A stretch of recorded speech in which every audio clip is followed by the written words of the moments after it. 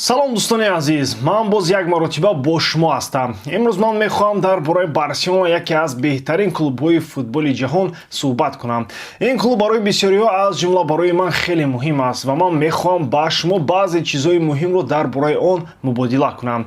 аввалан ман мехоҳам бо шумо хабарҳои охиринро дар бораи клуб мубодила кунам. Барселона дар мавсими имсола чӣ гуна кор мекунад? Оё онҳо дар бозиҳо хуб мебозанд? Оё бозингарони наве ба даста мепайванданд? Ино ҳама саволҳои муҳиме ҳастанд ки мо бояд ба онҳо ҷавоб диҳем.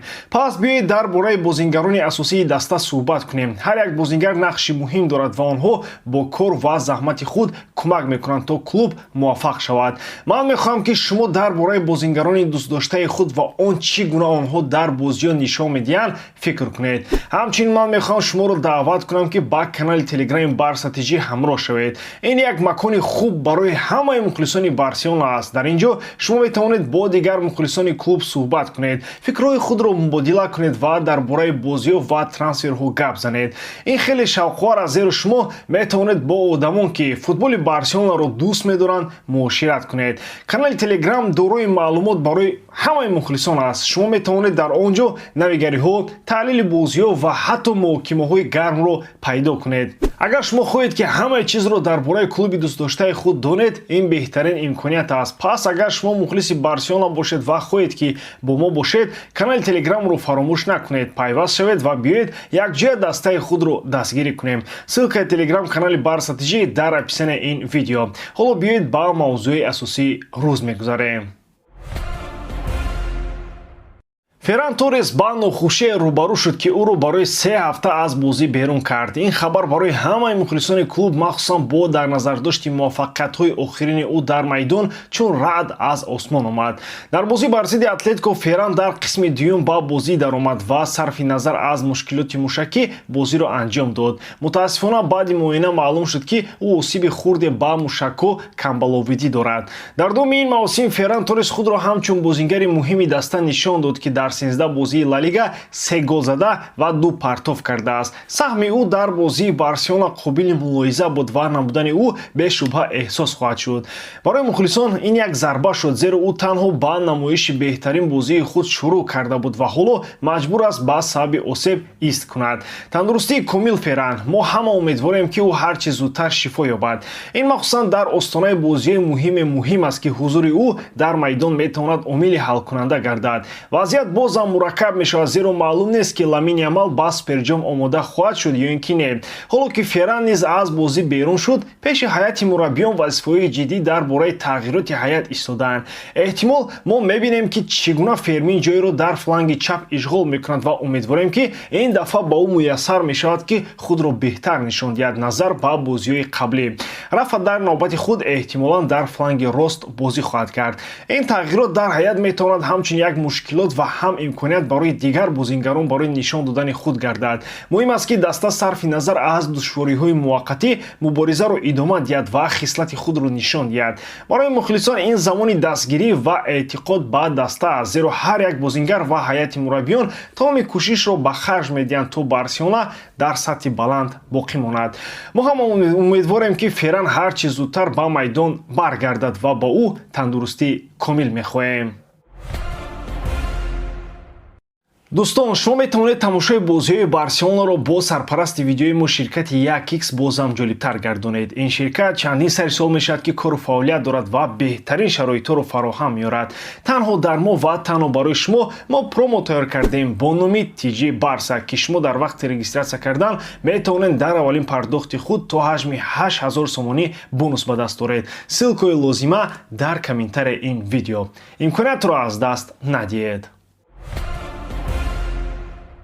Барселона ҳамеша бо услуби ҳуҷумии худ дар футбол маъруф буд. ин маънои онро дорад ки онҳо кӯшиш мекунанд бозингароне гиранд ки метавонанд ҳамлаҳои зиёде созанд ва мухлисонро ба бозии ҷолиб шод гардонанд. ҳоло клуб мехоҳад як вингери ситорадор бигирад ки метавонад дар ҳамлаҳои онҳо кӯмак кунад. тибқи хабарҳо Барселона фикр мекунад ки як бозингареро ба дастаи худ илова кунад ки на танҳо ба дарвозаи рақибон хатар эҷод мекунад, балки метавонад бо Ламин Ямал дар ҳамла ҳамкории хуб дошта бошад.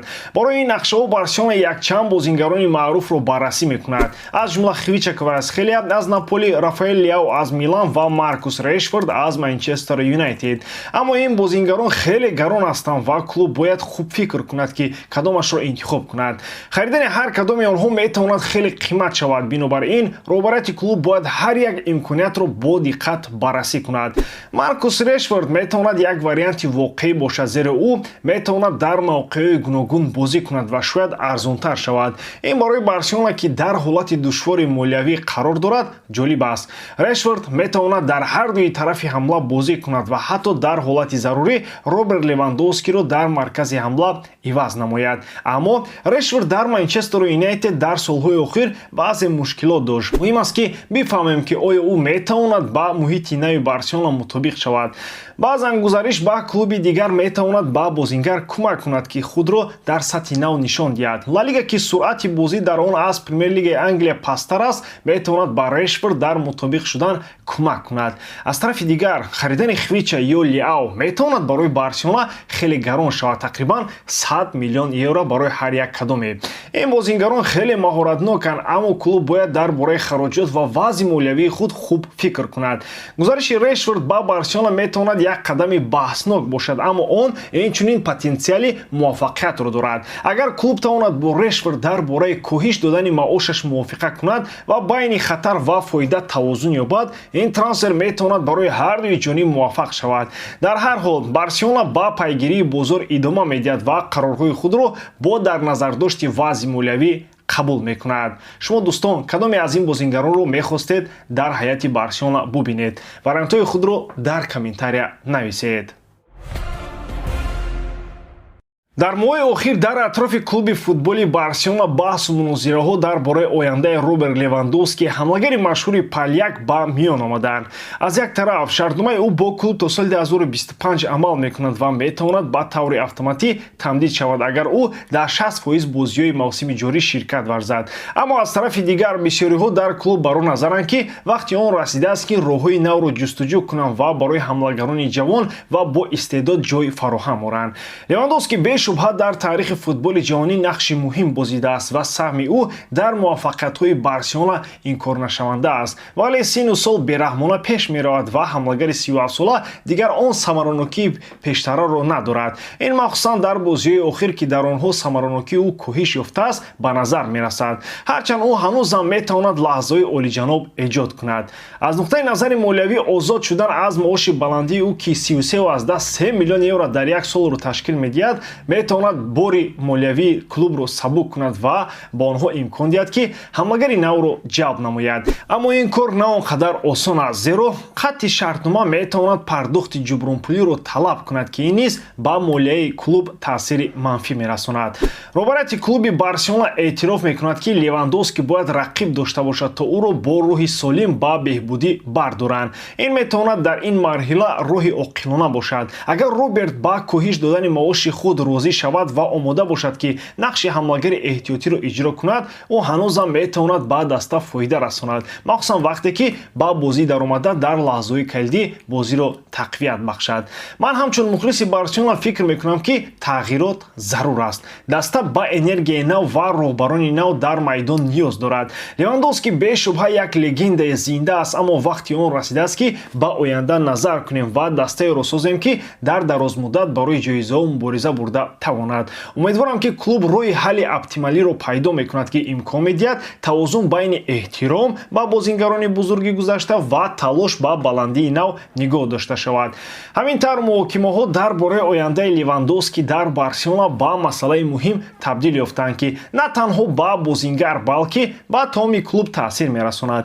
ин як марҳилаи ҳассос аст ки дар он қарорҳои дуруст бояд гирифта шаванд то ҳам эҳтиром ба саҳм ва таърихи Левандовски нигоҳ дошта шавад ва ҳам рушди ояндаи клуб таъмин гардад. ба ҳамин тамом бовар дорам ки эҷодкории ман ба шумо писанд меояд. дар ҳамон ҳолат Барселонаро дӯст доред ва канали БАРСА ТВ-ро дастгирӣ намоед. дастгирии шумо пешравии мо. бо шумо мисли ҳар вақта Муҳаммад Гаиров. хай бачаҳо, дар паноҳи Аллоҳ.